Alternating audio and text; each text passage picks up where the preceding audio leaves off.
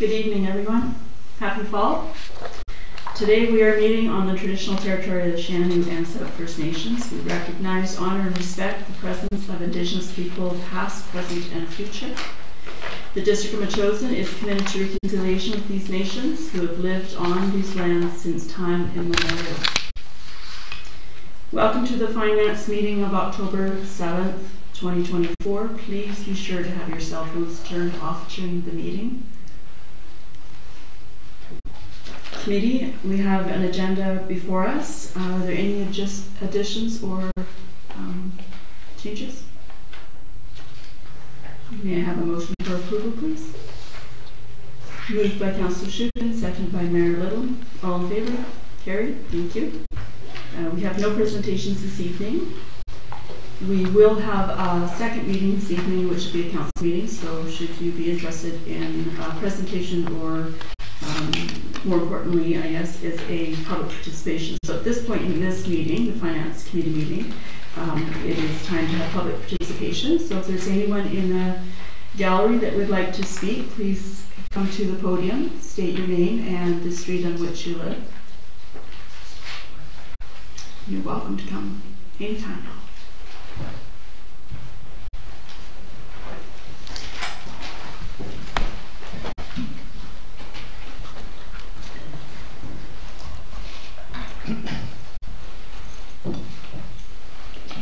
Gary Lamb, 860 Hackmore Drive. Just looking at the results for the third quarter. A few questions come up, and it's primarily around the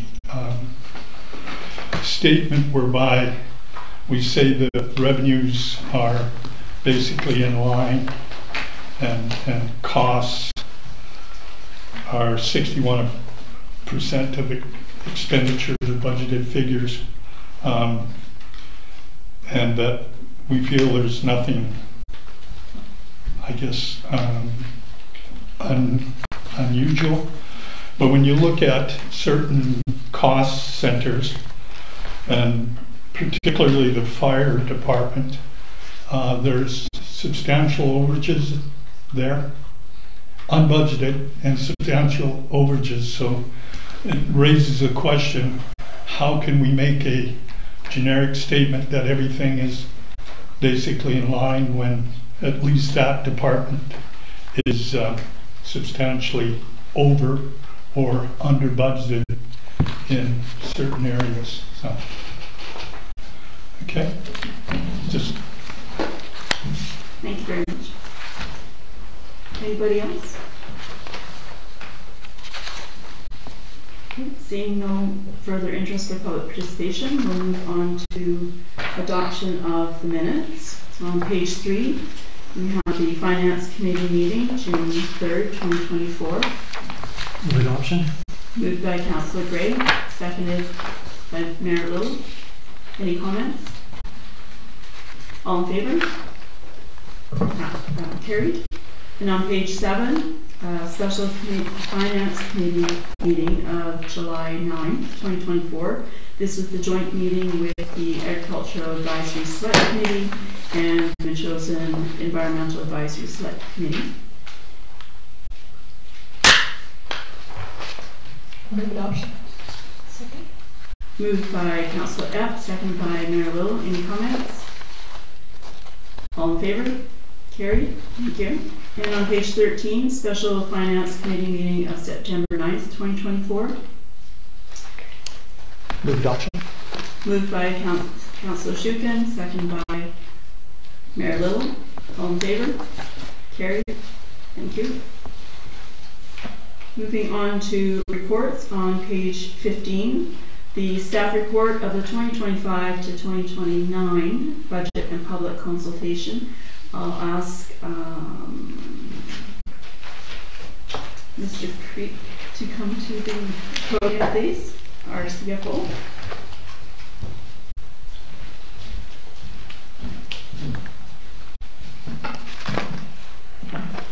Thank you, Mayor and Council. So this is to lay out the schedule for our meetings that will go over the 2025 to 2029 budget. Laid it out starting here on Wednesday, and then essentially every 2 weeks after that on Thursday. Some adjustments for timing. Don't want to do anything after December 15th. And then if you need to move anything else, happy to do it. We're really ahead of schedule here. We've got 8 months until we have to have it passed by May 15th. So if you need to move something into the new year, happy to do it. And then we'll actually have some more information from BC assessment at the very end of the year that we can start actually calculating tax rates and that kind of thing. But this just get the ball rolling for departments. And if we can get some idea on what we want to do for capital for 2025, we can then do RFPs and tenders so that we can get the things purchased before the middle of the year or end of the year and try and get things wrapped up a little sooner. Any questions? No questions? Yeah. Just a big thanks to Mr. Creek and Mr. Pyatt for putting this together and giving us clarity on the process ahead. So. Okay, so we have options for consideration here. That the committee receive this report for information and recommend council approve the proposed budget schedule as we see in front of us. I do a option one. Moved by Councillor Shukin, seconded by Councillor F. Any comments? Councillor Ray? I'm not available on November 7th. Okay.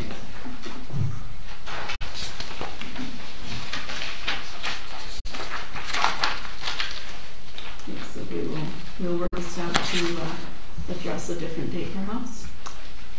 Any other comments? Councillor Gray? I did have a few comments. I mean, I noticed on the page that the schedule is laid out topics for public consultation. But colleagues, it seems to me that the meetings are actually about our deliberations, and then the public can comment during those deliberations. But it's not so much for public consultation, isn't it, for us to discuss and figure out the budget? Are you suggesting we do it different than what we did last year? No, just that I guess if we were looking at this as a schedule for public consultation, then I'm not sure it meets the mark. But I do understand that it's a schedule for us to meet and talk about the budget and sort of questions. And if I'm thinking about that, I'm curious, the notes say that council will be asked to approve certain capital expenditures before year end prior to completion of the budget. That makes me a bit nervous in terms of priority setting, so we don't have a full picture and yet we might move forward. It seems a bit unorthodox to me, and not sure that's done elsewhere. Mary Little, you've been in budgets for about 6 years here in Machosen. Is this a new thing, or does it match your experience? Are you comfortable with this approach? I'm comfortable with the approach because this is the approach that Mr. Creeks has used in his past experience with municipalities of similar size.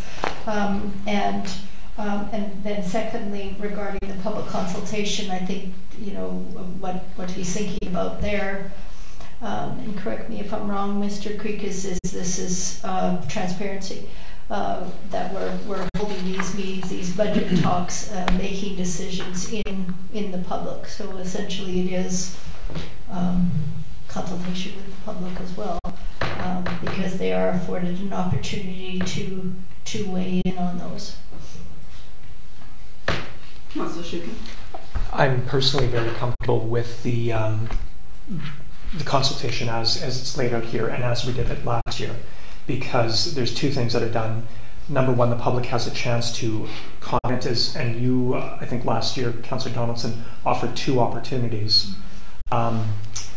So they have an opportunity to comment on the material that we're looking at in real time, and it also places less of a burden on staff because they're providing us with the information as part of the process.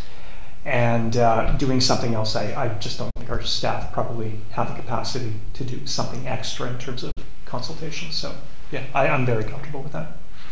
Councillor Gray? I had a second question. Like my experience of the table, for 2 years now, 2 budgets we've gone through, and when I look at other municipalities, we've started with a drafted budget, including all departments with some estimate of the anticipated tax increase using current property assessments. and then we fine tune that later. I guess the same approach, like if we don't do that this time around, we're going to be presumably making decisions or recommendations without knowing where we are or what the budget is. And it makes me wonder about our priority setting. If we look at departments independently without knowing what the whole picture is. So, Chair Donaldson, I'm just wondering, are you comfortable with that as well, setting priorities and making decisions before we know the whole package? Again, it seems unorthodox to me to proceed without having any idea of where we're going.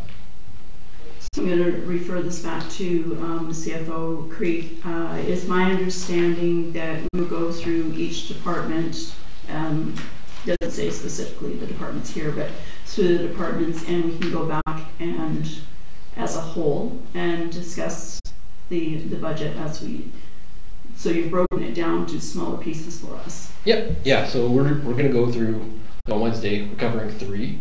Yes. And I'm laying out what the estimated tax increase is for each of those as we go through it.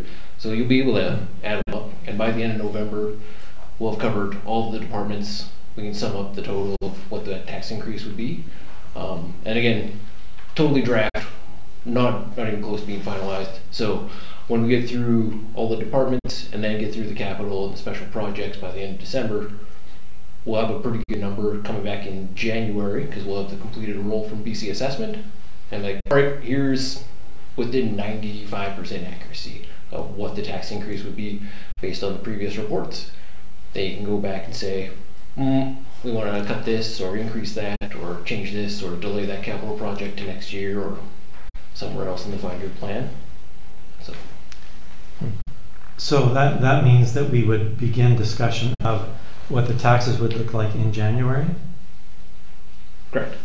And until then we won't know, so we'll be just talking kind of in the vague notion of, do we want to make expenditures or spend money without knowing the impact generally, except the each item itself, but not looking at it as a package as a whole to know where we're going? No, like at the end of November, you'll have a pretty good idea of where we're going with all the departments and the operating expenses.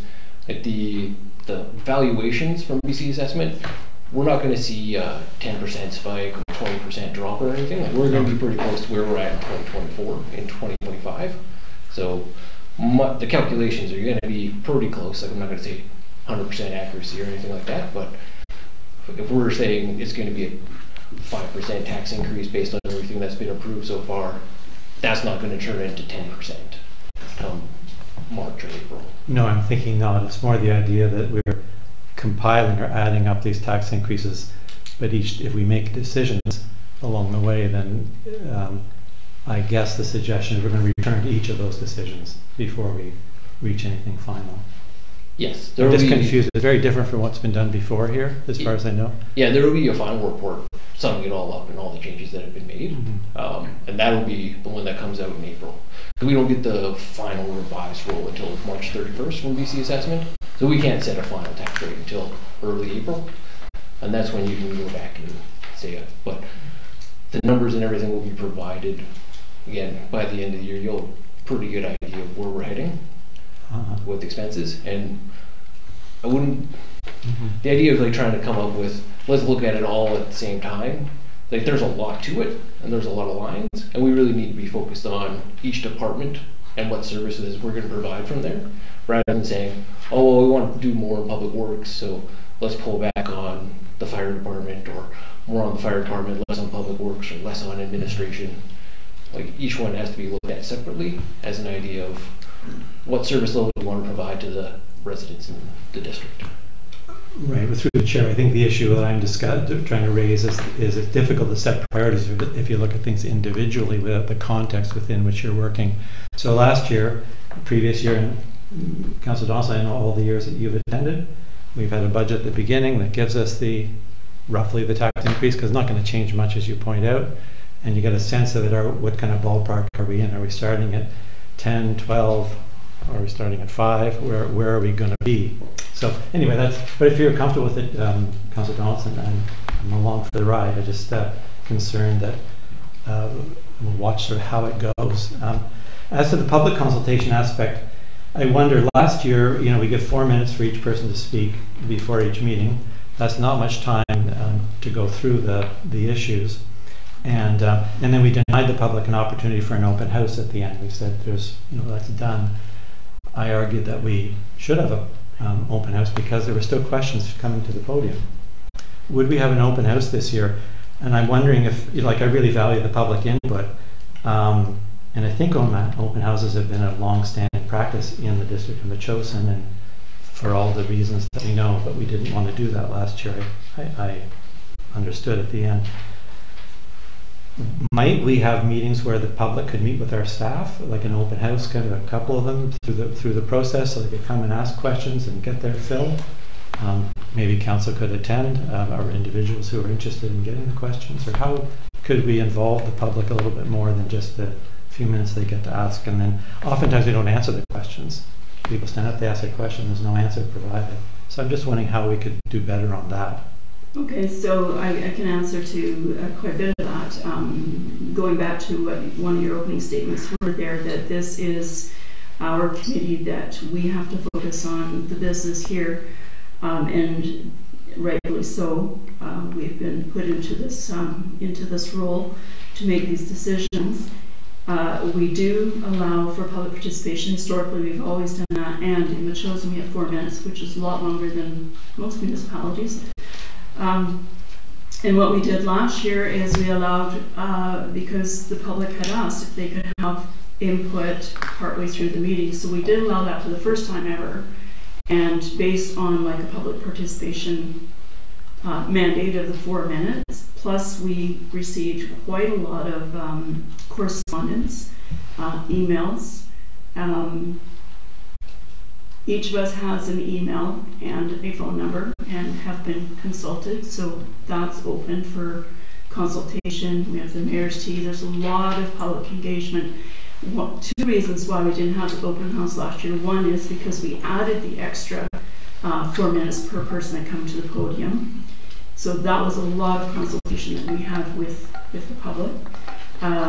Also we have the live stream, so you know, people have an idea of what's going on. And the other one was that I've been coming to budget meetings for 12 years now as a citizen, well, 2 as a public official. And there's less than 6 people who come to an open house. So that is a lot of work for our staff to put these poster boards together, open up an open house, and have very few people attend. Not to disregard the people that are making the effort to come, but we are seeing more engagement at the meetings live and then correspondence. So I think we are meeting the needs of our community in many different ways. So I'm not sure if we will have an open house this year or not, but that was the reason why we did it last year. It's a lot more work for our staff. And with Mr. Creek proposing that we do this earlier in the season and getting a head start on some of the numbers of each department and working more focused on those departments, then I think we allow a lot more of an opportunity should we need an extra meeting or 2 after Christmas and following on the heels of information comes in from DC assessment, etc. So I believe we've offered a lot to our public. Sure. Any other questions for Mr. Creek on this schedule? Okay, so we have this is a motion, correct? Mm-hmm. Yeah, so we have a motion. Councillor Shukin had motioned it. Could I get a second? Sure. Councillor, okay. So all in favor? Carried, thank you. And while Mr. Creek is at the podium, we'll go on to the next page, which is page 19 of the 3rd quarter of the financial report, please. Perfect. Thank you again. So this is going over everything up until the end of September. As noted earlier, we show 101% of the revenue for the year. I adjusted that from our last one when I said it was 117%. After removing the things that we haven't budgeted for, or we got the extra money for the capital for the climate action plan, that's where we get 101%. Last time it was at 95.7%. So We ended up collecting more on our penalties, on outstanding taxes and interest.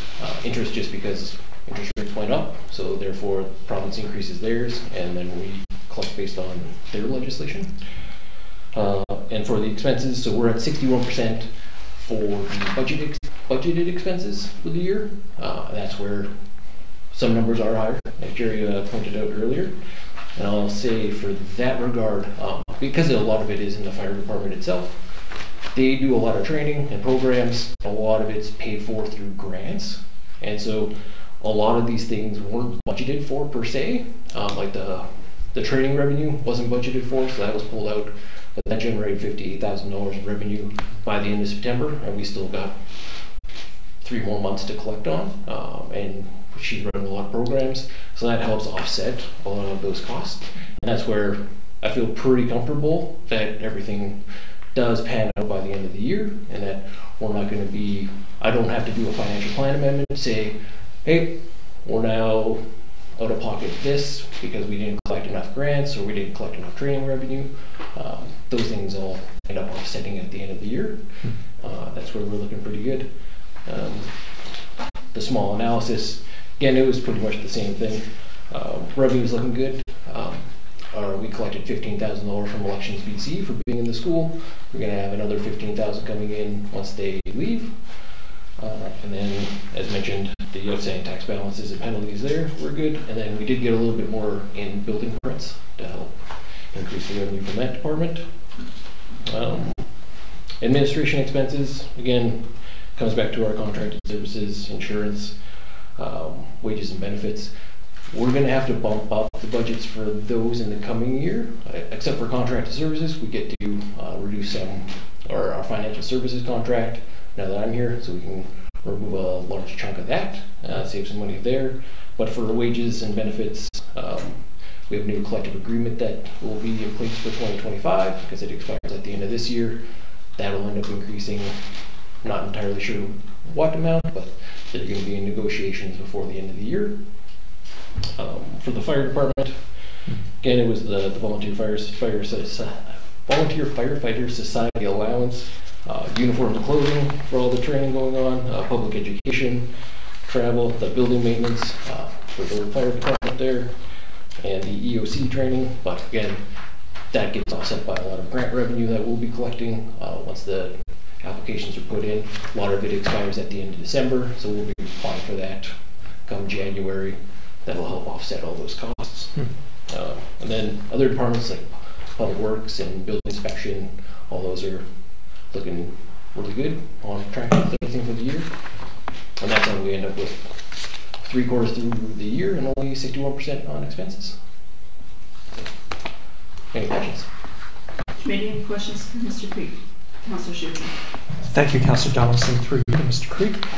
Thank you for the explanation on the training, and I will just, Mr. Lamb made a comment about fire department expenses, and the course seminar fees is one I caught a hold of in a review in the past few days. So it is, in the actuals are well in excess of the budget.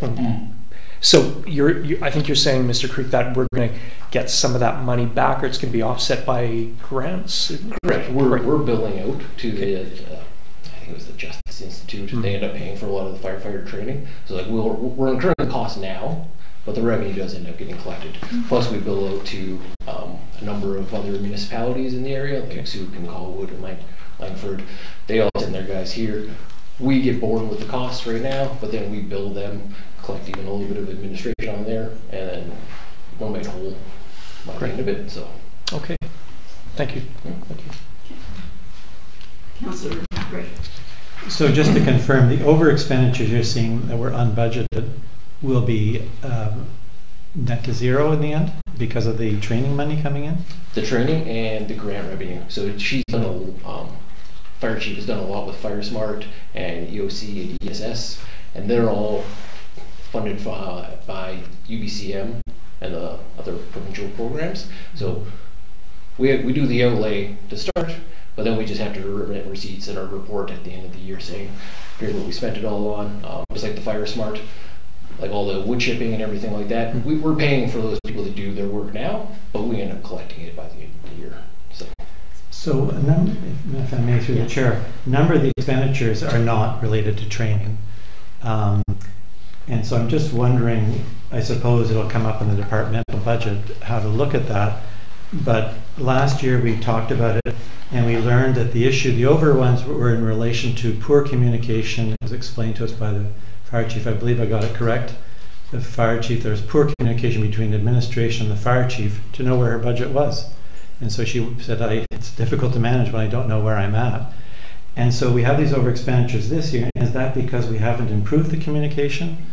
The offset is one thing, but running higher than budget is another.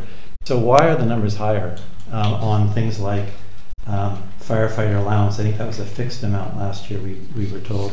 Uniforms and clothing, building maintenance. Maybe not questions you can answer, but we also, because of the problem last year, the CEO has said, well, we'll get a regular report on the fire department how it's running, the budget numbers, and I wonder if we might hear about that soon.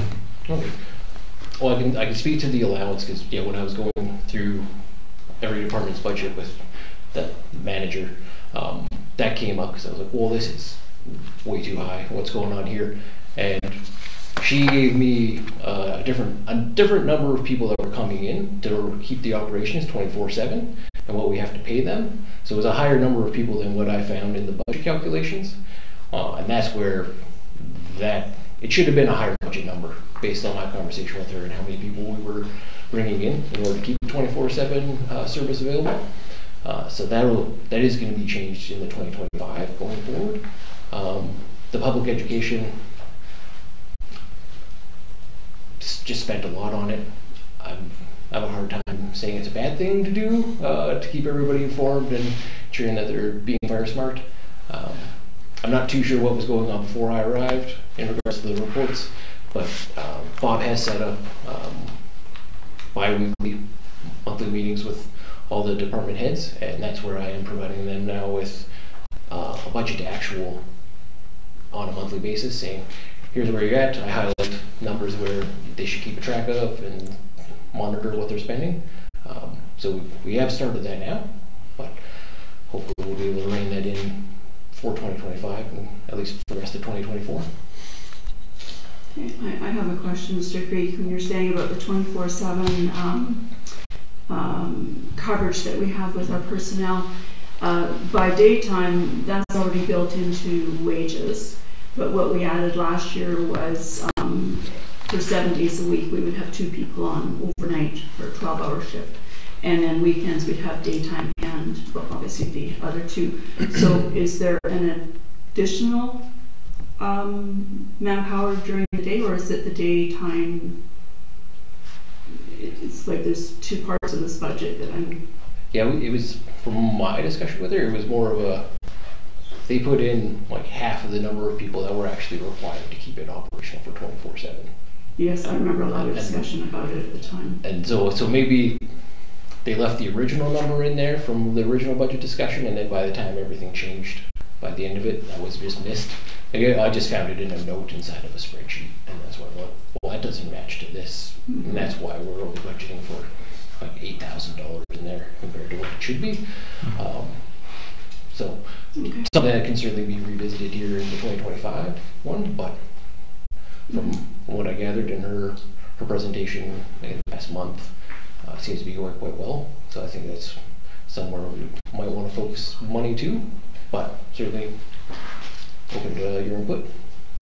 Yeah, it'll be great to have some more clarity on what actually happened compared to where we were left with in April. Councillor Gray, you have a comment? Yeah, I hope obviously very supportive of the fire department and doing the work that they do, but we also have to be mindful of the budget. That's not inconsistent.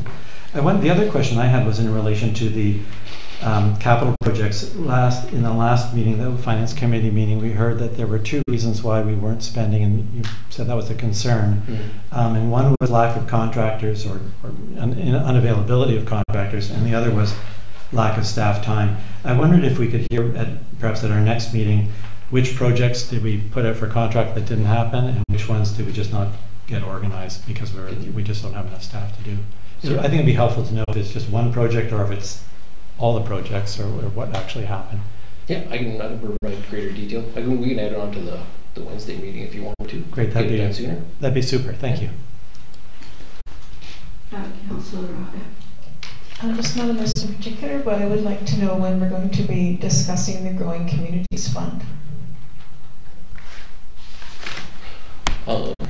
Most of that money has to be spent on capital projects, so that would be something we could bring up in December. If you want to bring it forward sooner, I'm not opposed to at the next finance committee meeting. If you want to push forward now. Councillor Schicken, did you have a comment? Well, yeah, it was interesting when we went through our strategic planning exercise, we didn't mention the Growing Communities Fund.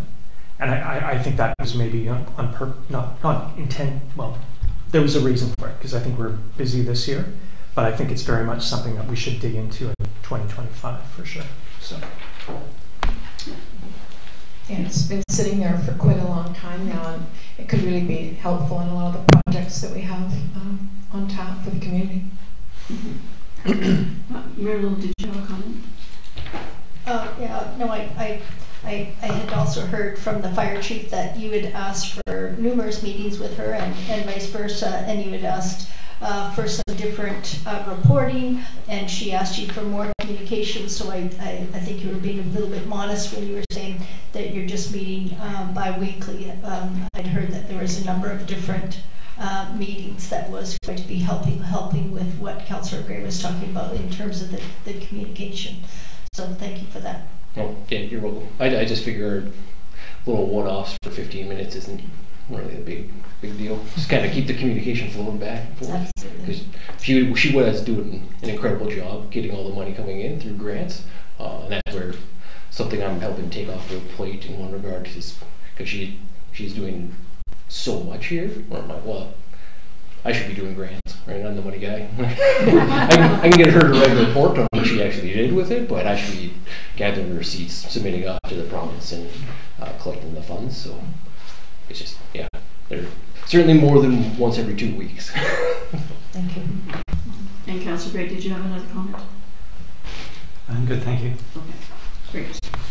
So seeing no more questions, thank you, Mr. Creed. I appreciate that. We look forward to Wednesday's first budget meeting.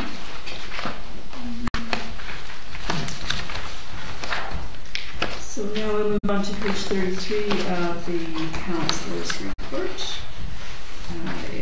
It's long, but I'll be as brief as I can. But while we're on the subject of the fire department, this week marks the Fire Prevention Week.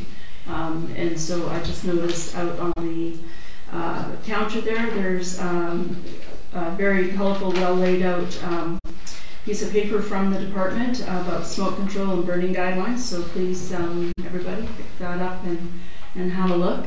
I know when I was a child going to school, Fire Prevention Week meant fire drills, no matter what the weather was. So it was always kind of exciting. I don't know what they do nowadays, but hopefully they're still doing those things. So it's, even though we haven't met regularly since before summer, we've been really busy. So my portfolio includes a couple of different boards that I sit on. One of them is the Montefusco Water Commission, and as most of us have heard, that there was a serious break in the water main that served East Sioux, parts of Montefusco Electoral District, and the South First Nation. We had a meeting last week, and they had a slideshow to show us what took place. This was on a steep bank next to part of the Old Man Lake wildfire area, and they've been watching the stability of the bank there. Somehow a tree, a very, very large fir tree, came spearing down the bank and actually pierced into a 24-inch PVC pipe underground. And that's where the break was. A little difficult to get to because it was in the forest, but there is a Gulf and Goose Trail access there, so staff were on it fairly quickly. And how they actually learned about it was at one of their, I don't think it's the treatment plant, but there's they have a lot of technological departments, and they can see when there's an excess of water, all of a sudden an increase, and this was just before the big flow, and everybody gets up in the morning and starts turning on the taps, have showers and whatnot. So it was an unusual thing that they saw, and so they got out there right away, brought in as much staff they could, and put notice out to the residents who were conserving water, so that was great. And in doing that, they were able to fill up the Helgeson Reservoir supply, so that it didn't drain everything too quickly. And the staff worked in very efficiently in a matter of a few days and got things working again. So we were quite pleased with that. Moving on to the Great Victoria Public Library Board. Lots of different things happening there. The Nellie McClung branch location is going to be relocated. They were closing the library because they're going to do a redevelopment at the site, and so the library will close middle of December and reopen approximately the middle of February at a different location on Shelburne Street. Saanich will be putting in affordable housing on that location with the library on the main floor. So that's a pretty exciting proposition that's happening in Saanich. The UBCM, I'm going to mention it here now because there's a little bit more later. Our chair of the Great Victoria Public Library, Councillor Appleton, who is of Oak Bay, and Councillor Hammonds from Nanaimo, she is the Vancouver Island Regional Library Chair.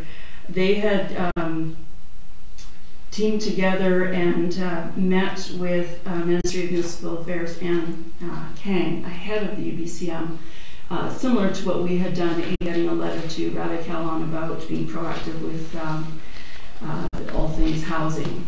And it paid off. They did meet with their respective mayors, Kevin Murdoch and Mayor Leonard Crock from Nanaimo, when they did go to UBCM. And so having these subsequent meetings, they were very positive and forthcoming with information and what they're looking for. And one of the things that they were advocating for was having an advisory board to seek funding for libraries instead of the way we're doing it right now, where staff is doing it and chairs of boards are dealing with the province and going to UBCM, and year after year all these resolutions go in and that. And so they kind of headed off the path and had meetings ahead of time, and this is similar to what we did as well. So we had met for the first time, I don't know in history, but in many years, had ministry meetings ourselves for those of us who did go. And it was great to do a follow-up. It was very positive. We were very clear on the resolutions we put together last year, which was the old growth forests, this year, and the anchorages topic, as well as Councillor Schuppen brought forward the groundwater protection. Yeah, it was.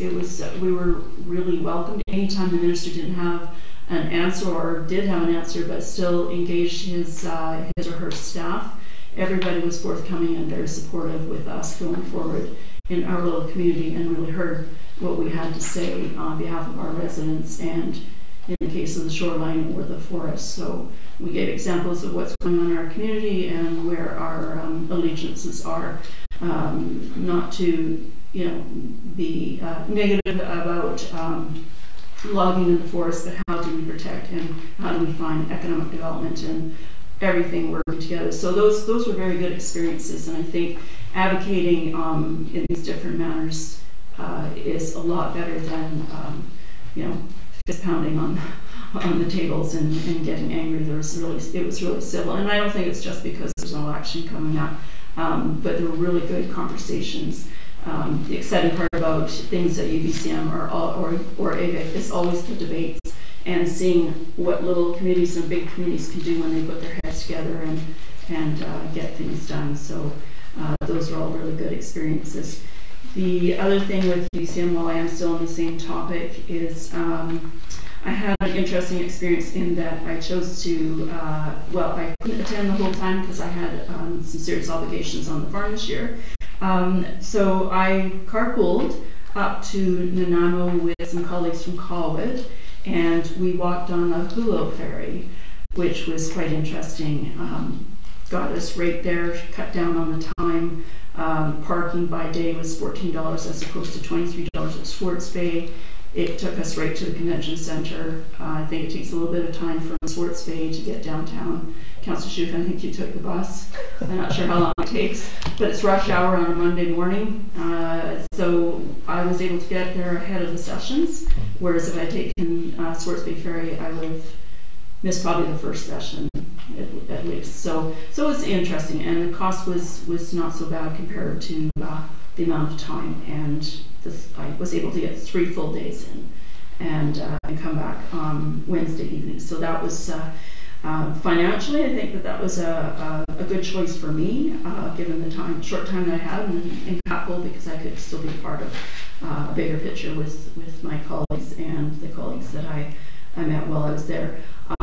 Lots of different sessions that we were able to attend. Some of the outstanding ones for me were communities in transition. There was a mapping showcase that Ashcroft put together of their small community, as well as a nice little brochure. We've done some mapping stuff here as well in the Chosen, and we've talked about how would we do that again or not. We've been discovered. We were discovered through COVID, and people do love to come out and recreate, and then they all go home. Another fun one was community of Sparwood has interior trails, and because it gets cold and snowy there, they put a lot of water onto their trails and created skating pathways. The first year they did it was gravel. Now they've paved quite a bit of it, so in the better weather they'll use it for scooters and walkers and stuff. But they got out there with their Zamboni now, and it's all lit, and it's pretty exciting. I know Councillor Shufin was quite taken with how could we do that in Chosen. We don't get snow here, so that was something unique that they're doing, just getting people active throughout the different seasons that they have, and still be able to use their trails and whatnot. Meeting etiquette was a really fun one because they did role play, and I was trying to picture how our council would be there, because before we started meetings here, we did a bit of role play, and we had a lot of laughs in doing it. It's always very different when you're sitting in the audience for all the years that I have been, and then get at the table and you fumble through protocol and policies and stuff, but all in good fun. So housing was always a big topic. I think those sessions were pretty full over there. Lots of successes were shared, failures, challenges, a lot of dialogue with the ministers. Interesting to hear what other people are having to deal with as well. So ears wide open for me. I learned a lot and came home with a lot. So we'll see where things take us. I won't go any further on to that because I know the mayor's got some of that in her report as well. West Shore Parks and Recreation had BMX Nationals this year. We had people from Tennessee, Florida, Mississippi, Colorado, Washington State, and all across Canada. Very well attended. People really appreciated the facility. It was not just the beauty of it, but the ability to go on the walking trails and take in skate park and all the other fun stuff that goes on down in the area. Triangle Athletic Association is looking to their association, like we've heard with lacrosse, is expanding greatly. So there's a bit of a flex with the different sports, but with so many children getting involved with sporting or different kinds of sports, the playing baseball is becoming more and more popular. So they're looking for fields, and they're actually having to leave the West Shore to use fields. Their teenagers are playing on one field, and that is at Luxton. The organization has asked if we could expand on one of our fields down behind the rec center, but I don't believe that it's big enough because bigger kids hit the ball and throw the ball further. So we're still working with them on that, and hopefully in a future meeting we'll try to accommodate in some way. Having said that, West Shore Parks and Recreation is fully maxed out with what's going on in their facilities. So as you've probably heard me report in the past, we are looking at, Colwood is looking at community recreation facilities, not pools or skating or anything, but some other facilities. Blankford certainly is. I have brought up a couple times about the gymnasium, and I know they've been in touch with our staff in those talks too, so maybe we can get some programs here, and we also have a field too. So we'll see what happens. Pickleball court, that is a subject that is near and dear to a lot of pickleball aficionados. We have money available for that, although our staff at West Shore is going to be looking at grants as well. We have sufficient funds because we've had such an increase in participants at the recreation center. Now that COVID's behind us, there's been such an influx. But if we can get grant money to offset some costs, we're going to try and do that as well. So staff is looking at that so that the monies that we wouldn't be spending could be spent on some other capital projects as well. Agriculture Committee, as we know, during the summer we did finally approve the agricultural plan, so we're really happy about that. We made the front page of the MEASC, so that was pretty exciting. Nice bright colorful page, picture I should say. But we've got a lot of work ahead of us. One of the things that we want to work on is the Chosen Grown brand. This is something that we have had in the past and we want to highlight that more. And so we've got a lot of things. We got a meeting coming up next week. This will be our last meeting of this year as to where we're going to go in 2025 with the plan and supporting local agricultural activities, as well as where can we go within the West Shore region, especially as we are pretty much the breadbasket here. And to add to that, a little bit of fun news to follow up on a resolution that was made in 2023 by this council, and that was to have a pilot project of garden, we call it a community garden group. Was successful in getting the group registered with BC Society, so they are called the Chosen Grown Society. You will hear more from them in 2025 for sure. We did finally arrange a successful excavation of the brambles. They are completely gone, I'm so happy to say, and it was in exchange for the pea gravel that was there, so there was a use for that. So it's all being kept local. A company that actually works for the district was able to help us out, and they have another business where the pea gravel could be put to use, so that worked out really well. Now we have to, it was quite deep. It was probably a foot deep of years and years of gravel, but we did uncover a drainage pipe, so that was good to know, and a steel box. We have to figure out what that is still. But our building inspector was on site, as was Mr. Gorgravel from the Public Works, so they're putting their brains together, taking pictures so we know what's under the ground. And so we'll see what's going to happen in the new year. Grant writing and that sort of thing will certainly be happening. Yeah, and that's all I have for my councillor's update. And so that's all that we have on our agenda, and I'd like to ask for an adjournment to the meeting, please. Moved by Councillor Shukin, seconded by Mayor Little. All in favor? Carried. Thank you very much.